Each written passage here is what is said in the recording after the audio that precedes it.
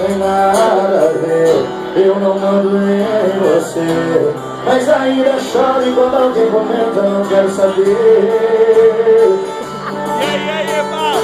Me preocupo, e apesar dos pesares eu sempre quero te ver bem. E ainda vou além. Em uma relação sei que não vai ser fácil amar outra alguém.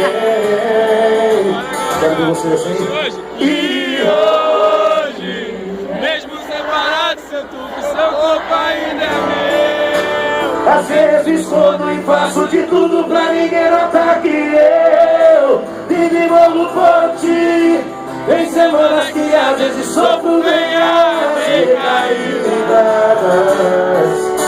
Às vezes Queria ter o poder de te apagar da memória. e nessa fraqueza dê força pra fazer com que essa nossa história não passe de passado e fique Da porta pra fora. Se eu pudesse Te apagar da minha mente, apagaria agora.